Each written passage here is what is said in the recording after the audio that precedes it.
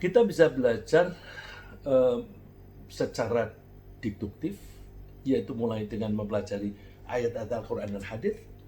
Kemudian kita eh, mempelajari arti dan aplikasinya di alam raya ini, termasuk perilaku alam dan kejadian-kejadian yang kita alami sehari-hari. Jadi untuk mempelajari, untuk mengenali Allah bisa dengan cara deduktif dari inti terus diuraikan. Caranya gimana? Kita pelajari informasi dari Allah dan penjelasan Nabi. Lalu kita pelajari artinya, terus kita pelajari aplikasinya. Aplikasi ayat Allah tadi di dalam operasional alam raya ini, termasuk perilaku alam dan kejadian-kejadian yang kita alami. Karena apa? Karena kita tidak bisa menjangkau Allah secara zatnya, maka kita cari informasi dari Al-Quran, lalu kita cek di lapangan seperti firman Allah, Allahul ladzi khalaqakum tsumma razaqakum tsumma yumitukum tsumma yuhyikum. Allah lah yang menciptakan kalian, kemudian memberi rizki kalian, kemudian Allah mematikan kamu dan menghidupkan kembali. Coba, siapa yang bisa menciptakan manusia? Gak ada. Orang misalnya, aku bisa bikin anak dengan nikah. Gak ada. Coba orang nikah belum tentu punya anak. Terus punya anak, kalau bisa bikin, kan bisa dipesan. Coba kamu punya anak laki aja atau perempuan saja, nggak bisa. Ya kadang-kadang orang yang tidak punya anak, tidak kepengen punya anak, ya anaknya lahir. Nah, itu berarti penciptaan manusia itu ya tergantung kemauan Allah. Terus Allah memberi rezeki kepada kita. Iya, kita makan, minum itu semuanya dari, kalau minum dari air, baik sumber dari tanah atau hujan, dan kemudian kita makan bahan-bahannya itu tumbuh-tumbuhan atau daging dari binatang. Tumbuh-tumbuhan itu tidak bisa tumbuh kalau bukan Allah yang menumbuhkan. Binatang tidak bisa makin besar kalau bukan Allah. Berarti yang memberi rezeki kita itu Allah. Dan kita mesti menyadari suatu saat kita akan mati dan kita akan dibangkitkan kembali. Lalu Allah menantang, hal min syurakaikum may yaf'alu min dzalikum min syai'. Coba, ada nggak sekutumu yang kamu anggap Tuhan selain Allah, bisa nggak menciptakan itu semuanya? Jangankan menciptakan alam atau menciptakan kita manusia, coba ciptakan satu pasir aja, satu butir pasir aja, nggak bisa. Ciptakan lalat, binatang yang kecil, nggak bisa. Jangankan membuat lalat, membuat patung lalat aja nggak bisa. Yang kecil sekecil itu, dengan anatomi yang lengkap, nggak mungkin. Ya. Oleh karena itu, Subhanahu wa ta'ala amma yusyrikun, maha suci Allah terhadap apa yang mereka sekutukan. Nggak ada tandingannya. Maka jangan pernah mengangkat Tuhan selain Allah, karena yang lain itu nggak ada kemampuan. Ya. Itu tadi secara deduktif. Bisa juga kita belajar secara induktif, mulai dengan mempelajari kejadian sehari-hari, kemudian kita tarik hubungannya dengan firman-firman Allah dan sabda Nabi, agar kita bisa memahami kebijakan Allah. Jadi kita lihat tanaman, kok bisa tumbuh ya, kok caranya tumbuh seperti ini ya, kok ini bisa berbuah, yang lain tidak berbuah, dan sebagainya. Itu kita lihat kejadian alam. Perilaku manusia juga begitu. Kita lihat perilaku orang-orang manusia. Kalau orang itu berlomba-lomba dalam harta, maka mereka akan bersaing dalam harta dan mereka berantem di antara sesama orang kaya. Orang yang mau berpangkat itu mereka berantem di antara mereka. Ya, berantem itu kan kita bisa lihat sekarang ini siapa yang akan dijadikan capres, cawapres dan sebagainya. Wah, itu mereka, ya bahasa mereka sih diperhalus dengan negosiasi, apa silaturahim, tapi sebenarnya kan mereka itu berantem gitu. Berekonomi juga begitu, ya. Jadi eh, kita melihat kejadian-kejadian seperti itu, lalu kita tarik hubungannya dengan Allah. Bagaimana Allah menciptakan semuanya itu? Allah menganjurkan kita untuk jalan-jalan. Afalam yasiru fil ardi fatakuna lahum qulubu yaqiluna biha aw adhanu yasma'una biha. Apakah mereka tidak jalan-jalan di muka bumi? Jalan-jalan jangan hanya untuk bersenang-senang ya, tapi fatakuna lahum qulubu yaqiluna biha. Pikirkan kenapa itu terjadi.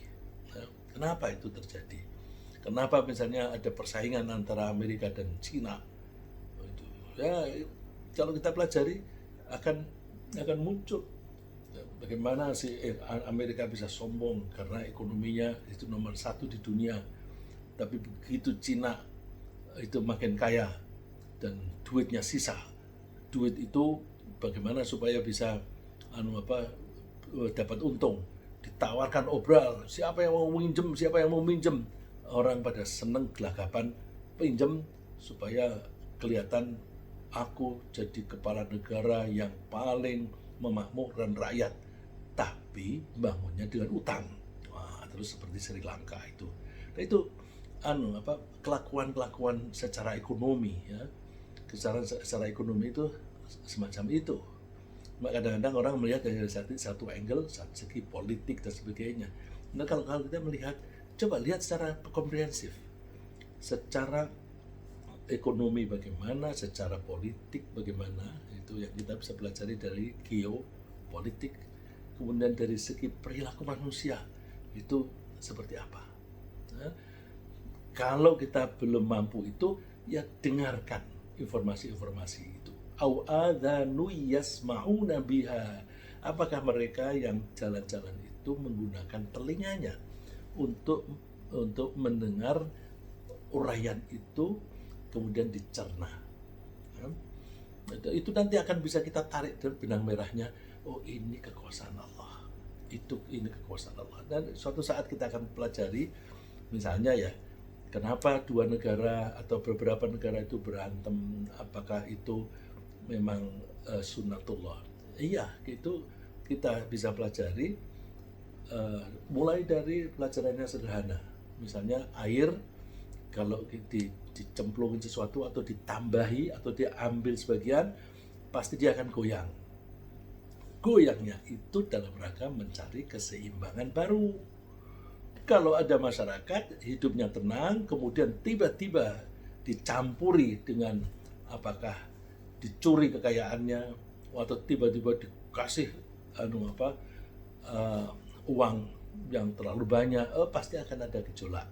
Nah, gejolak itu nanti suatu saat makin lama makin mereda, yang kemudian tenang kembali. Itu nanti bisa kita pelajari. Ya, mudah-mudahan kita bisa belajar berseri. Cuma saya mohon maaf, pengetahuan saya terbatas. Saya hanya akan membahas secara garis besar dan hanya di permukaan. Nanti makin mendalam, bapak-bapak dan ibu-ibu sendiri yang mengembangkannya. Ya. Menyadari akan keterbatasan kita dalam kemampuan belajar, keterbatasan yang dipengaruhi oleh keterbatasan alat yang kita gunakan untuk belajar, yaitu indera dan akal, maka kita tidak usah mencoba-coba merekayasa atau berspekulasi tentang apa Allah itu dari segi zat bahasa Inggrisnya itu substansi. Kita nggak usah memikirkan tentang Allah itu substansinya apa. Seperti orang kafir Mekah, Tuhanmu itu Muhammad, apakah dibuat dari emas atau dari perak atau dari batu? Itu berpikir secara substansi. Kita nggak usah berpikir itu. Pikiran kita nggak nyampe. Nah, kalau kita berspekulasi misalnya dengan menggunakan imajinasi, misalnya maka kita dengan imajinasi, Tuhan itu kira-kira begini karena dia membuat langit, membuat bumi, dia membuat planet semuanya, berarti kira-kira Tuhan itu besar sekali, lebih besar daripada itu. Nah, nggak usah, itu spekulasi itu pasti salah ya. pasti salah. Jadi kalau kita berspekulasi dengan menggunakan imajinasi, maka sudah pasti akan keliru. Dan hal ini, kalau berimajinasi melampaui batas, itu termasuk kesombongan. Karena orang itu berusaha melakukan sesuatu yang di luar kemampuannya. Jadi orang sombong itu mengaku atau berbuat melebihi dari kapasitasnya, itu sombong. Dengan kata lain, orang itu tidak mau mengakui kelemahannya sendiri dan menganggap dia lebih dari keterbatasan itu. Seandainya pun ada orang yang mencoba membayangkan seperti apa Allah itu, dia pasti berusaha menggunakan sesuatu yang pernah ia amati. Padahal tidak ada sesuatu apapun yang menyerupai Allah. Coba misalnya kita memberi penjelasan kepada anak. Di London itu suka ada hujan salju. Terus anak tanya, salju itu kayak apa? Salju itu putih, yaitu air, tapi tidak seperti air ini, tapi ya kelihatannya seperti kapas. Bilang seperti kapas, itu kan memberikan gambaran kepada anak yang belum pernah melihat salju, terus diumpamakan kapas. Jadi kalau kita mau mengimajinasikan sesuatu yang belum pernah kita lihat, pasti kita mengambil satu contoh yang sudah pernah kita lihat. Padahal Allah itu tidak sama dengan apapun yang pernah kita lihat. Maka nggak mungkin kita bisa membayangkan Allah mengatakan laisa kamitslihi syai'. Tidak ada sesuatu apapun yang menyerupai Allah. Kalau kita melihat ada benda materi yang berbentuk, maka Allah pasti tidak berbentuk. Karena Allah tidak sama dengan yang lain. Jadi kalau dikatakan Allah Allah berbentuk, nggak bisa. Misalnya tangan itu ada bentuknya. Kalau ada orang bilang Allah punya tangan, ini kalimatnya menggunakan yadullah, tangan Allah, itu supaya memudahkan pemahaman kita. Tetapi kita tidak usah membayangkan bahwa Allah itu mempunyai tangan seperti kita atau seperti apapun. Kalau Allah dikatakan punya tangan, berarti ada bentuk. Kalau ada bentuk, sama dengan makhluk. Itu tidak mungkin. Tidak ada yang sama. Sesuatu yang berbentuk, apalagi sesuatu yang berbentuk itu pasti ada batasannya. Seperti saya. Di sebelah sini ada batasan, sebelahnya ada batasan, di atas ada batasan. Kalau Allah berbentuk, berarti Allah itu dibatasi. Kalau dibatasi, ya nggak bisa menjangkau. Saya kalau seperti ini bentuknya, saya tidak bisa menjangkau yang 2 meter lebih jauh dari tempat saya. Karena keterbatasan itu. Kalau Allah berbentuk, ya nanti tangannya nggak bisa meraih sesuatu. Kalau itu besar, tidak bisa meraih yang kecil. Kalau dia kecil, dia tidak bisa memegang yang besar. Tidak mungkin. Maka jangan pernah membayangkan. Ya. Kalau kita mengetahui bahwa kita manusia merasakan panasnya api dan panasnya matahari misalnya, maka Allah pasti tidak terkena panasnya api dan matahari. Seandainya Allah terkena panasnya api dan matahari, itu berarti Allah bisa dikalahkan oleh ciptaannya sendiri. Allah membuat matahari terus kepanasan, kalah dengan ciptaannya sendiri. Dan itu mustahil, tidak mungkin.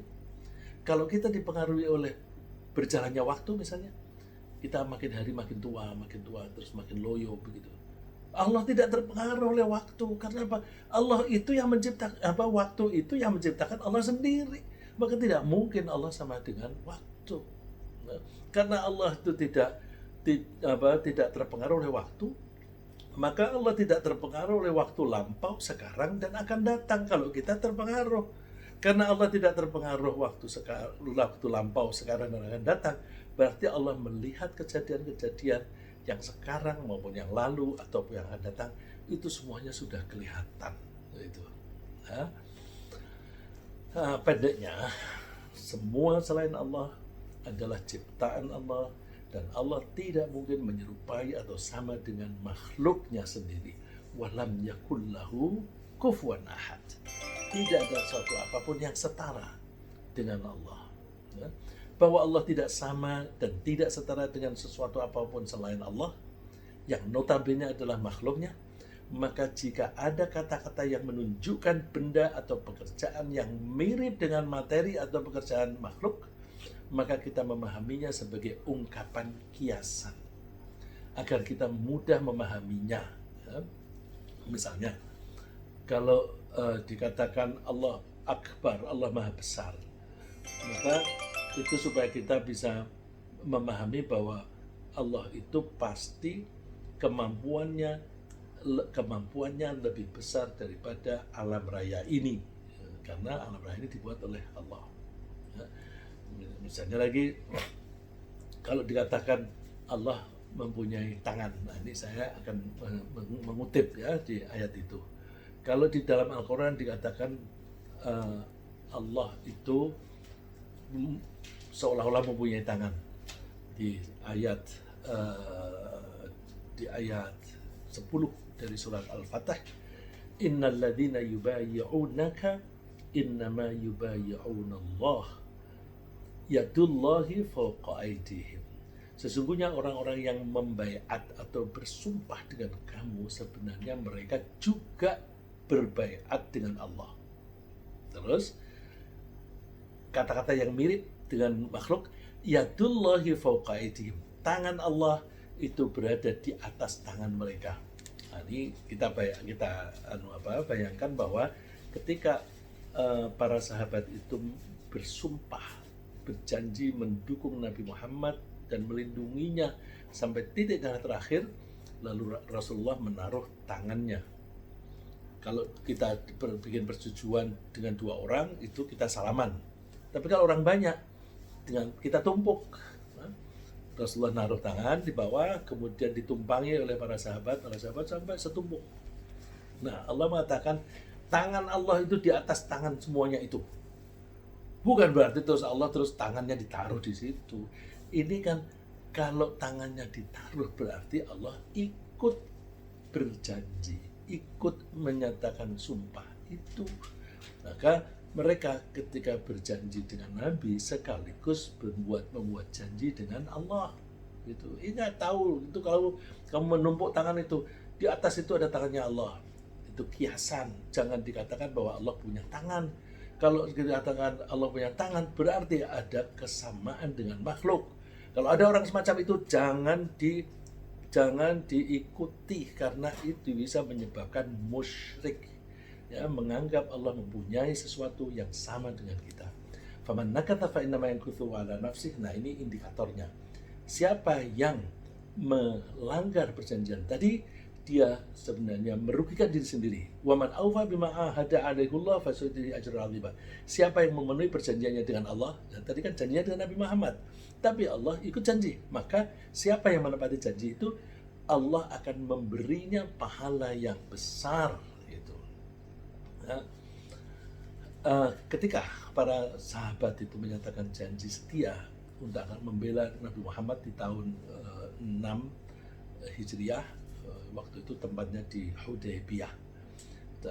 Saat itu sangat genting, sehingga mereka berjanji menaruh tangan seperti tadi. Maka jika mereka mengingkari, mereka merugikan diri sendiri. Contoh lainnya, antara lain contoh lainnya adalah penyebutan kata arash. Arash itu seringkali diartikan sebagai singgasana atau digambarkan sebagai tempat, karena bumi dan langit itu berada di atas kursi. Wasi'a kursiyyuhu samawati wal ard. Kursinya Allah itu bisa mencakup bumi dan langit. Jadi bumi dan langit di atas kursi. Terus kursinya Allah itu di atas arash. Terus Allah berada di arash. Bagaimana itu? Ya. Jadi kalau ada kalimat yang semacam itu, kita mesti mengartikannya secara kias supaya kita memahami maksudnya itu apa. Nah, kalau ada orang yang mengatakan bahwa Allah itu bersemayam di arash, berarti orang itu menganggap Allah itu tinggal di arash. Padahal arash itu ciptaannya Allah sendiri. Ya. Tidak mungkin mengatakan semacam itu bisa terjadi karena Arash adalah salah satu makhluk Allah. Dan kalau dikatakan bahwa Allah tinggal di situ berarti Allah membutuhkan makhluknya sendiri sebagai tempat tinggal. Sebelum Allah menciptakan Arash, lalu Allah tinggal di mana? Karena dia bingung tidak ada tempat tinggal, dia bikin kayak kita aja. Kita ini tidak punya tempat tinggal, lalu terus berusaha membuat rumah, lalu kita tinggal di situ karena kita butuh. Kalau Allah tinggal berarti Allah butuh makhluknya, dan itu tidak mungkin. Lalu muncul pertanyaan, siapa yang Allah tinggal di mana sebelum Arash itu jadi? Padahal Arash itu yang membuat dan yang mengatur Allah. Subhana rabbis samawati wal ardi rabbil arsy amma yasifun. Maha suci Allah yang menciptakan dan mengatur langit dan bumi, dan juga yang menciptakan dan mengatur Arash. Allah maha suci dari apa yang mereka katakan, yang mereka sifatkan. Jadi terjemahan tersebut mengartikan kata Rabb sebagai yang empunya, padahal kata Rabb berarti yang menciptakan dan mengatur, sehingga seringkali diterjemahkan sebagai Tuhan. Ini berarti bahwa Arash adalah makhluk ciptaan Allah dan mustahil Allah bergantung atau membutuhkan makhluknya. Oleh karena itu tidak selayaknya kata istawa di situ. Kata istawa di ayat yang lain, dalam ayat berikut ini itu diterjemahkan sebagai bersemayam, yang berarti tinggal. Kata-kata yang mengikutinya itu memberi indikasi bahwa kata istawa alal arsy itu adalah kiasan yang berarti memegang kekuasaannya untuk mengatur segala urusan baik di langit maupun di bumi. Jadi Allah tidak tinggal di Arash. Inna rabbakumullahu alladzi khalaqas samawati wal arda fi sittati ayyamin thumma istawa 'alal 'arsy. Sesungguhnya Tuhanmu adalah Allah. Dia yang menciptakan langit dan bumi dalam 6 masa. Nah, ini kata yang krusial adalah thumma istawa 'alal 'arsy. Ini kalau diartikan kemudian Allah bersemayam, ada tinggal di Arash, nggak mungkin. Indikatornya di kalimat berikutnya, yudabbirul amr, Allah mengatur segala urusan. Oh, berarti Arash itu kiasan yang berarti kekuasaan Allah dalam hal mengatur semua urusan yang ada di langit dan di bumi. Jadi pedomannya kurang lebih begini, bahwa kita mengartikan ayat-ayat Al-Quran mesti sebisa mungkin sesuai dengan teksnya. Ya, teksnya bunyinya apa, kita artikan tekstual. Kecuali jika ada statement yang dirasa bertentangan dengan ayat yang lain. Dalam Al-Quran tidak mungkin ada satu ayat dengan ayat yang lain itu bertentangan. Kalau dikatakan bahwa tidak ada suatu apapun yang sama atau setara dengan Allah, itu kita pegang. Terus kalau dikatakan tangan Allah, nah ini kalau diartikan secara harfiah bisa bertentangan dengan ayat yang tadi. Oleh karena itu yang seperti ini harus kita artikan secara kias. Bukan semuanya kita artikan kias. Yang kita artikan secara kias hanya statement-statement yang kalau kita artikan secara harfiah bertentangan dengan ayat lain. Padahal tidak mungkin ayat satu dengan yang lain itu bertentangan. Nah, tentu kita tidak menggunakan kias secara sembarangan atau sesuai dengan selera. Kita menggunakan kias hanya jika suatu statement, jika diterjemahkan secara harfiah, itu akan bertentangan dengan ayat lain atau bahkan tidak memberi pemahaman. Al-Quran sering menggunakan kias dalam ungkapannya, sering yang tidak berkaitan dengan ketuhanan misalnya. Salah satu contohnya adalah berikut ini. Wala taj'al yadaka maghlulatan ila 'unuqika wala tabsutha kullal basti fataq'uda maluman mahsura. Dan Janganlah kamu jadikan tanganmu terbelenggu pada lehermu. Jangan kamu biarkan tanganmu terbelenggu di leher. Apakah artinya itu tangan kita tuh terbelenggu di situ? Dan janganlah kamu terlalu mengulurkan. Jangan juga kamu ulurkan. Karena itu kamu akan menjadi tercela dan menyesal. Kalau kamu membelenggu atau kamu beberkan seluas-luasnya, kamu akan menyesal. Apa ini artinya? Ini kias. Jangan kamu jadikan tanganmu terbelenggu di leher. Itu artinya kamu jangan kikir, jangan pelit. Wala tabsudhal kullal basti, kamu jangan terlalu murah hati sampai kamu bersedekah itu habis-habisan kamu sendiri tidak bisa makan. Oh, itu salah. Ya. Jadi ini contoh bahwa dalam Al-Quran itu ada beberapa kias. Oleh karena itu kalau kita menggunakan kias ya bisa, tapi pakai pedoman bahwa yang kita kias hanya yang kalau kita artikan secara harfiah itu lalu bertentangan dengan ayat lain. Ya. Kata-kata kias itu juga digunakan oleh Allah di mohon maaf, gini, ayat tadi, jangan membuat tanganmu terbelenggu. Kita kalau mau menerjemahkan itu, menafsirkannya, kita lihat ayat lain yang senada. Ada ayat lain yang senada yang tidak pakai kias, yaitu di surat Al-Furqan. Walladzina idza anfaqu lam yusrifu wa lam yaqturu wa kana baina dzalika qawama.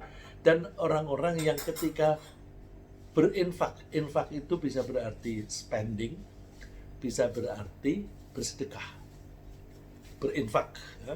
Jadi kalau orang-orang yang baik adalah orang-orang yang ketika membelanjakan hartanya atau ketika bersedekah itu lam yusrifu, tidak berlebihan. Tidak berlebihan. Misalnya ada orang tua bersedekah sampai hartanya, asetnya habis, anaknya tidak kebagian. Lalu kalau ketika orang tuanya itu meninggal, anaknya jadi miskin, ya nggak benar. Jadi nggak boleh berlebihan, walam yakturu, dan juga tidak boleh pelit. Mempunyai kapasitas bersedekah 1 juta 1 bulan, kok dia bersedekahnya 100.000, itu namanya pelit. Nah, yang benar gimana? Wa kana baina dzalika qawama, yang di antara dua itulah yang pas. Ya. Kembali ke masalah mengenali Allah. Karena fasilitas yang kita miliki dan kapasitas yang ada pada kita itu terbatas, maka tidak mungkin kita bisa mengetahui Allah dengan betul-betul mengerti. Nggak mungkin. Ya. Coba Allah menyebutnya di surat Thaha, ya'lamu ma baina aydihim wa ma khalfahum wa la yuhituna bi 'ilma. Allah mengetahui apa yang di hadapan dan di belakang mereka. Ini hamba-hamba Allah, ya, terutama para malaikat dan juga manusia. Allah itu tahu apa pula tingkah mereka. Semua diketahui oleh Allah. Tapi sebaliknya, wala yuhituna bi 'ilma. Mereka tidak akan tahu tentang Allah. Tidak bisa meliputi, mengetahuinya di sini meliputi artinya mengenali Allah secara komprehensif itu tidak mungkin karena keterbatasan kita. Bahkan mengira-ngira pun tentang Allah beserta kekuasaannya kita tidak memiliki kemampuan. Allah, ini ada beberapa ayat yang mirip dengan ini. Ma qadarullah haqqa qadri, innallaha laqawiyyun aziz. Mereka tidak mengenali kekuasaan Allah dengan sebenar-benarnya. Jadi kalau kita melihat Allah mempunyai kekuasaan itu kan pengetahuan kita itu kecil, sedikit sekali.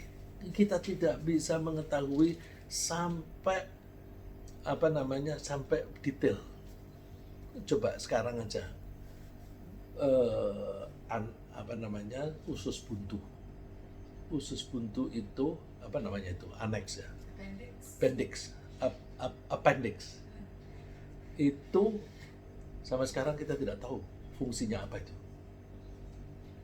Kalau tidak ada bagaimana? Tapi kok setiap orang punya itu usus buntu. Terus orang Eropa kalau mau wisata ke Afrika di hutan-hutan, Itu ada di antara mereka operasi usus buntu dulu meskipun tidak sakit, karena khawatir jangan-jangan pas di hutan nanti sakit usus buntu nggak ada dokter. Dipotong, ya nggak apa-apa. Fungsinya apa? Oh, nggak mungkin tidak ada fungsinya, pasti ada. Ma qadarullah haqqa qadri. Orang itu tidak bisa mengira-ira kekuasaan Allah itu sampai sejauh mana, nggak tahu. Ya. Dalam organ tubuh kita sendiri itu banyak itu yang seperti itu. Wah, itu nggak tahu itu. Ya. Innallaha laqawiyyun aziz. Allah itu maha kuat dan maha perkasa. Nah, karena memang tidak mungkin kita mengenal Allah sebagai zat, sebagai substansi, maka sebaiknya kita berusaha mengenali Allah dengan cara mempelajari benda-benda dan kejadian-kejadian yang diciptakan oleh Allah. Jadi kita mempelajari Allah melalui kreasinya. Kreasinya Allah itu bisa berupa benda, bisa berupa kejadian. Kemudian kita tarik hubungannya dengan firman Allah dan sabda Nabi, agar kita bisa memahami sifat-sifat dan kebijakan Allah. Hal ini insya Allah akan kita bahas pada pertemuan-pertemuan yang akan datang. Jadi insya Allah kita di pertemuan yang akan datang akan membahas bagaimana kita melihat benda-benda ciptaan Allah, terus kita hubungkan dengan kekuasaan Allah. Secara garis besar begitu. Ya, insya Allah saya sudah menyiapkan materi yang itu.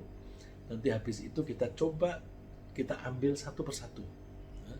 Bagaimana Allah menciptakan angin, fungsinya apa, dan sebagainya. Terus nanti, mohon maaf ke mute ya. Mohon maaf ke mute ya. Ya. Jadi keluar ya. Ya, jadi insya Allah di pertemuan yang akan datang, saya sudah menyiapkan materi secara garis besar dulu. Ada satu ayat yang mencakup beberapa contoh. Kita lihat, tapi kita lihat secara garis besar. Bagaimana Allah membuat langit dan bumi, bagaimana Allah membuat pergantian siang dan malam, itu dalam satu ayat. Itu kita bahas dari secara garis besar itu saja. Nanti pada pertemuan berikutnya, kita bahas bagaimana Allah menciptakan angin, fungsinya apa dan sebagainya. Dan itu dari situ akan ketahuan bahwa angin itu salah satu contoh bahwa Allah sayang kepada kita manusia. Contoh lain, keseimbangan. Allah itu membuat air itu tenang ketika sudah seimbang, goyang ketika tidak seimbang. Goyangnya itu untuk mencari keseimbangan baru. Dan semua oleh Allah itu dibuat seimbang. Ya, contoh yang saya pernah kemukakan, misalnya Allah kalau membuat buah itu tangkainya tangkainya itu dibuat proporsional. Kalau buahnya kecil dan ringan, itu tangkainya ya kecil. Terus kalau buahnya itu berat, dibuat itu kuat. Kelapa itu kan berat, dan ada sabutnya, terus ada kelapanya, ada airnya lagi di situ, berat. Tapi Allah menciptakan kelapa untuk manusia. Jadi bagaimana tangkainya itu kuat, tetapi dipetik oleh manusia gampang sekali. Sampai monyet yang kecil pun bisa memetik kelapa, saking gampangnya. Jadi ketika tertiup angin begitu kencang, karena kelapa itu seringkali tinggi sekali, ketiup sampai mengayun-ayun, nggak jatuh. Tapi monyet yang kecil mengambilnya itu gampang. Itu siapa yang bisa membuat demikian selain Allah? Ya, itu kita pelajari besok di pertemuan-pertemuan yang akan datang, yang mungkin bisa kita anggap sebagai tadabbur alam. Nah, kita seringkali tadabbur alam itu ngomongnya doang, ayo kita ke gunung, kita tadabbur alam. Tapi ternyata di sana hanya lihat-lihat pemandangan, matahari terbit, terbenam dan sebagainya. Tapi tidak membekali diri dengan misalnya melihat kenapa di pepohonan yang ketika rapat itu pohon yang lemah. Itu kan pohonnya tinggi besar-besar sampai tinggi menjulang, tapi pohon yang lemah sekali, itu tetap bisa mendapatkan matahari. Caranya gimana? Pohon itu merambat sampai di atas, sampai dia muncul bisa dapat sinar matahari. Siapa yang mengatur seperti itu? Nah, itu mudah-mudahan suatu saat kita bisa membahas semacam itu, sehingga kalau kita pergi-pergi kemana-mana kita bisa tadabbur alam, mengaitkan dengan kekuasaan Allah. Nah, ringkasnya yang kita pelajari hari ini adalah bahwa kita diperintahkan mempelajari ilmu untuk mengenali Allah. Karena tidak bisa melihat Allah, kita mengandalkan informasi dari Allah sendiri, ya, baik itu melalui Al-Quran maupun melalui nabinya. Kita bisa mengenali Allah dari peristiwa harian, peristiwa sehari-hari. Allah tidak mungkin serupa dengan makhluknya, dan Allah tidak mungkin membutuhkan makhluknya. Semoga Allah memberi kita kesempatan untuk mengenali Allah dengan lebih baik lagi di waktu yang akan datang. Amin. Terima kasih Bapak-Bapak.